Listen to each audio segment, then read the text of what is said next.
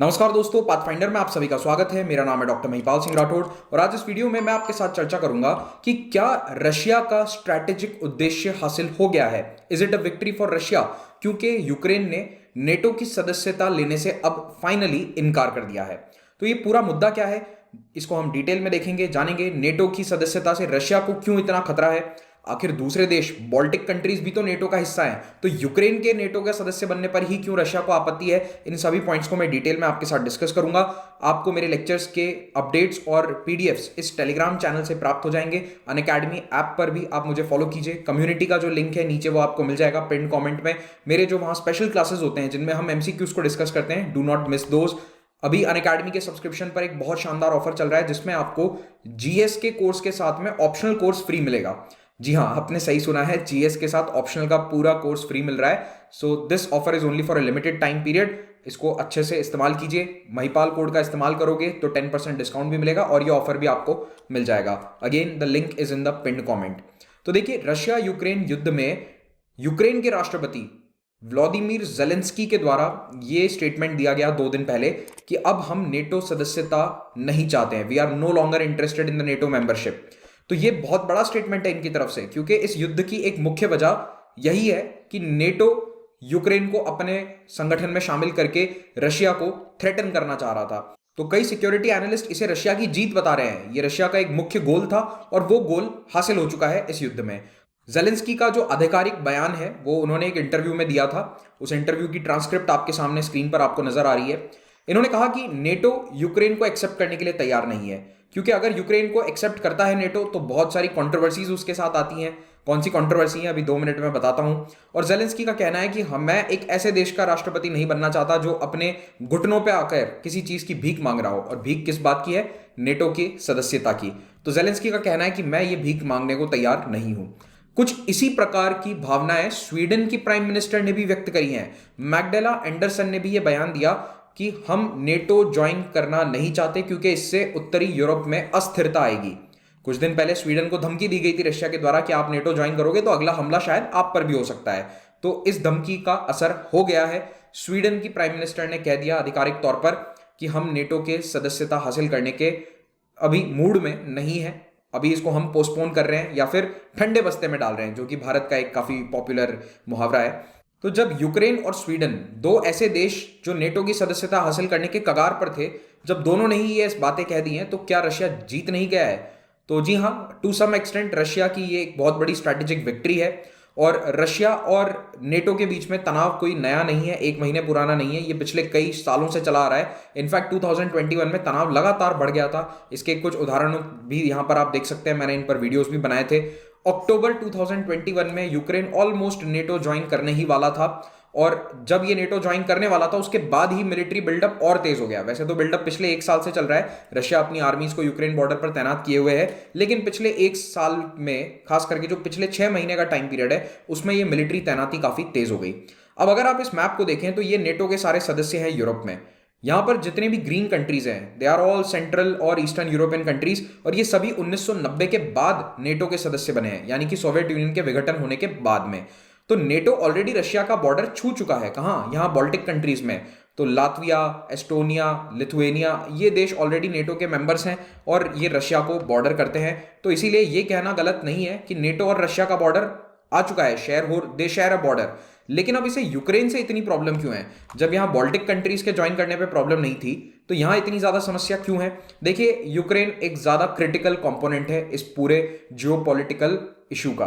अभी आपको बताता हूं कैसे। रशिया का एक हिस्सा है क्राइमिया, बहुत पुराना हिस्सा, जो यूक्रेन के पास चला गया था। यूक्रेन से उसे वापस छीन लिया गया रशिया के द्वारा 2014 में। और जब क्राइमिया इनके हाथ से चला गया, यूक्रेन के हाथ से, तो यूक्रेन को लगा कि अब अगर हम नेटो के सदस्य बन जाते हैं तो नेटो हमें क्राइमिया को फिर से हासिल करने में मदद करेगा। तो अगर नेटो का सदस्य यूक्रेन बन जाता पिछले 4-5 सालों में, then it could have gone to war with Russia. और ऐसा ही इन्हें लगा था, यूक्रेन को लगा कि हमारे सपोर्ट में ये आएंगे।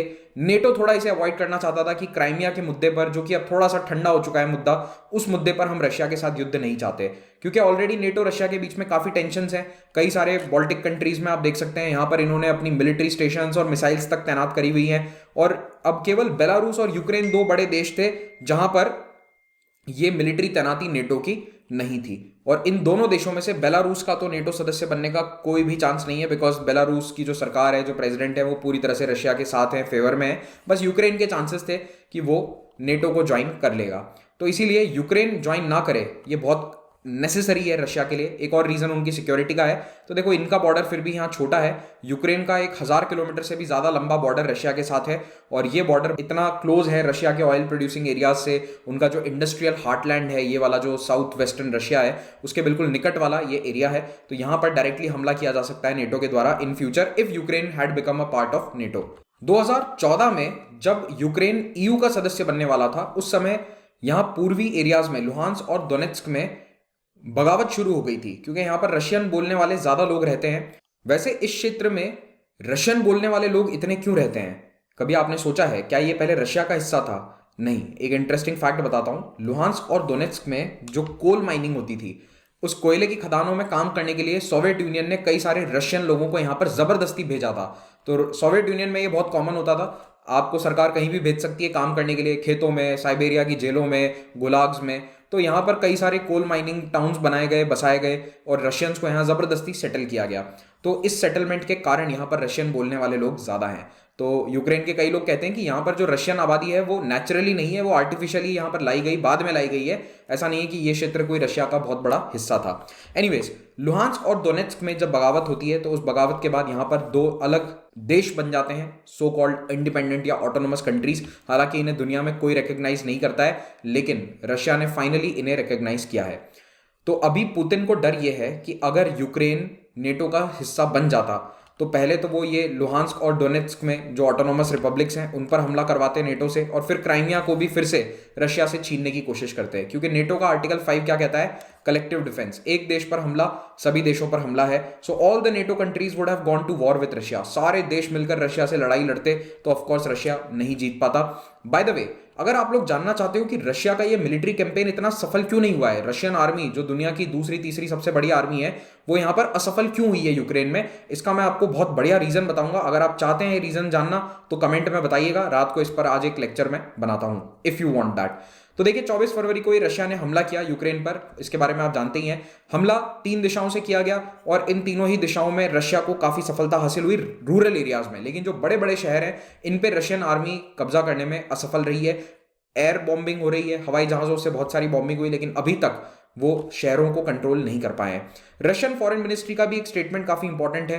तो 2 दिन पहले रशियन फॉरेन मिनिस्ट्री की स्पोक्सवुमन मारिया जाखारोवा ने कहा कि हम यूक्रेन के साथ बातचीत कर रहे हैं, 3 दौर की वार्ता ऑलरेडी हो चुकी है, और इस वार्ता में थोड़ी सी सफलता हासिल हुई है। क्या सफलता उन्होंने नहीं बताया, लेकिन कुछ सफलता हासिल हुई है। और एक इंपॉर्टेंट बयान यह था कि रशिया का उद्देश्य यह नहीं है कि यूक्रेन की सरकार को उखाड़ फेंके।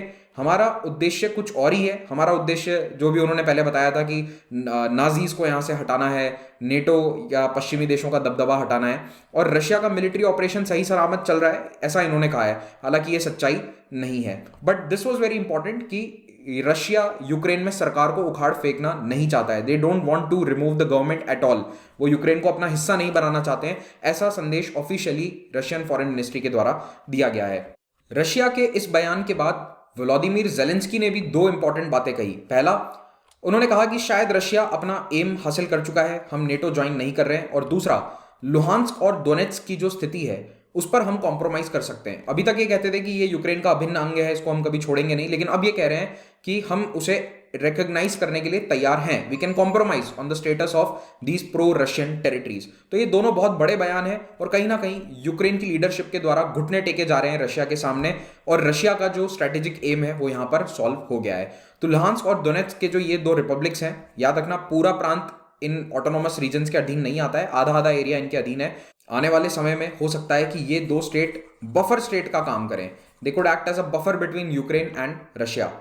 ऐसा प्रतीत होता है कि रशिया भी बातचीत करने को तैयार हुआ, क्योंकि इकोनॉमिक सैंक्शंस काम कर रहे हैं। इनफैक्ट रशिया का जो बॉन्ड मार्केट है, वहां के स्टॉक मार्केट्स हैं, वो पूरी तरह से फेल होने के कगार पर हैं। तो अगर यूक्रेन को ये हरा भी देते हैं, तो पुतिन के लिए ये एक पायरिक विक्ट्री होगी। पायरिक विक्ट्री का मतलब ये होता है कि आप जीत तो गए, लेकिन आपको अपनी सेनाओं को, अपने खुद के रिसोर्सेज को इतना ज्यादा खर्च करना पड़ा कि वो जीत एक सच्ची जीत नहीं है। आप जीत कर भी विजेता नहीं बन पाए, आप जीतने के बाद भी पूरी तरह से सफल नहीं हो पाए। That is a पायरिक victory. It came at a very high cost. तो रशिया की जो इकोनॉमिक स्थिति है अभी वो ये कि ग्लोबल ऑयल मार्केट से उसे पूरी तरह से बेदखल किया जा चुका है।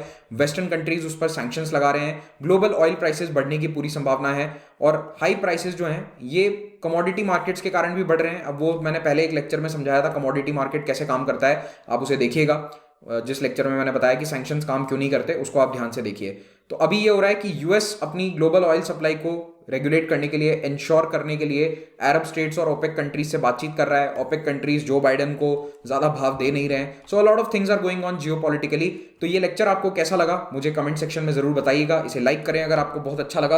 और हाँ, टेलीग्राम चैनल से आप पीडीएफ्स को डाउनलोड कर सकते हैं। अनअकैडमी ऐप पर आप मुझसे और अन्य एजुकेटर्स से लाइव पढ़ सकते हैं। हम सभी यूपीएससी एग्जाम की तैयारी के लिए आपको पढ़ाते हैं। प्लस ये आइकॉनिक 2 प्रकार के यहाँ सब्सक्रिप्शन है। सभी सब्सक्रिप्शन पे आपको 10% डिस्काउंट मिलेगा अगर महिपाल कोड का इस्तेमाल करते हैं। यूपीएससी की सिंसियर तैयारी कर रहे हो तो कम से कम डेढ़ साल वाला कोर्स लेना, क्योंकि आपको 18 महीनों में प्रीलिम्स मेन सबकी तैयारी करवा दी जाएगी।